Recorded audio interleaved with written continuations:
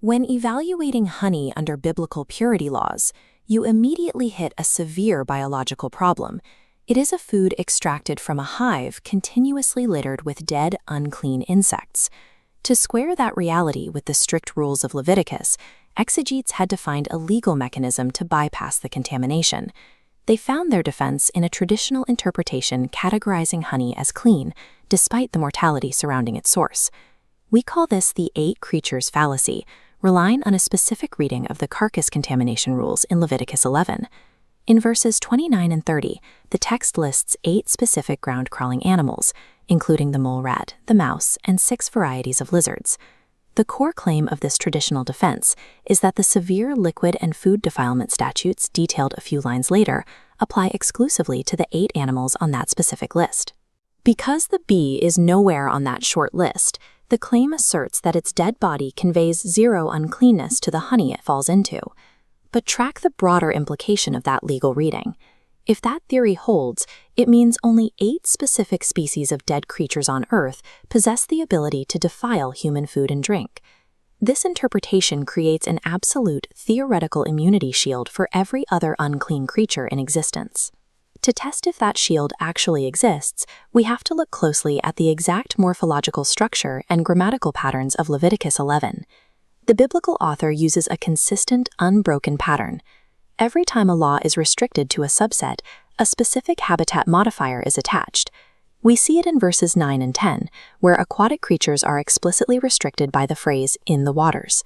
In verse 20, flying insects are corralled by their own specific modifier, winged insects. And in verses 29 and 30, the 8 creatures are restricted precisely by the phrase, "upon the ground." The text is highly precise. The author knows exactly how to restrict a statute to a single, specific physical domain. Then we reach the critical threshold of verse 31, sitting immediately prior to the food and liquid contamination laws. Here, the deliberate morphological shift occurs. At verse 31, the "upon the ground" modifier is suddenly and purposefully dropped. The author writes, "Behol Ha-Sheretz. These are unclean to you among all that swarm." Swapping a restrictive modifier for a universal collective marker changes the legal reach of the entire passage. The text explicitly expands the scope back out to the entire class of swarming things. Projecting the restriction of the 8 ground creatures onto the subsequent food laws forces the biblical text to maintain a limitation the author explicitly and deliberately removed. But we can test this theory by moving it into a real-world historical household reality. Imagine a standard ancient scenario, a clay pot of vegetable soup cooking over a fire. If we apply the 8 creatures theory to this scenario, we know what happens if a dead mouse falls in.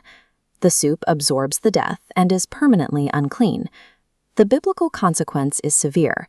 The food is entirely ruined, and the clay pot itself must be violently smashed. But let's follow the logic of the loophole. Replace that dead mouse with a dead, unclean flying beetle, or a rotting swarm of flies. Or look at this scenario. Replace the insect with a dead aquatic abomination, like a clam or a lobster, dying right there in the broth. Put under the strict 8 creatures rule, because those animals are not on the list in verses 29 and 30, the liquid in all of these alternate cases remains perfectly ritually clean. The loophole legally allows you to simply pluck the unclean carcass out of the pot and drink the remaining broth. This violently contradicts the universally understood reality of ancient Israel. If there is still a dispute over how liquid absorbs contamination from carcasses, we can settle it by looking to a higher prophetic witness. Isaiah 65 brings a severe, direct indictment against those who flagrantly violate God's dietary boundaries. Focus on the exact wording of the prophet's condemnation regarding what they keep in their vessels. He specifically condemns the broth of abominable things. Broth is a liquid that has steeped with and absorbed a carcass. The physical mechanics are straightforward. The fluid acts as a solvent, extracting and inheriting the fundamental essence of the dead tissue it surrounds. Apply that mechanic directly to the beehive. Honey is not a dry, solid seed. It is a dense, organic fluid where unclean insects continuously die, decompose, and dissolve. The text establishes the law of the broth. You cannot steep an unclean carcass in fluid, pull the solid body out, and declare the liquid clean. The liquid legally and physically becomes what it touched. We have a second prophetic witness that confirms the absolute, uncompromising nature of contact contamination. Haggai chapter 2 records a direct, authoritative legal ruling issued by the temple priesthood. The prophet asks about specific everyday items: bread, stew, wine, and oil. He asks if death touching these foods transmits uncleanness. The priests provide a definitive, zero-exception answer. It does become unclean. Within the highest levels of biblical jurisprudence, death touching food transmits permanent uncleanness. There are no species loopholes, and there are no technical exemptions allowed. Look at the stark reality of the beehive. It is a shared vessel system full of mortality, producing open, developing liquid. Leviticus opened the legal door to all swarming things. Isaiah condemned the broth. Haggai confirmed the contact rule, and the law provided no remedy for food that absorbs death.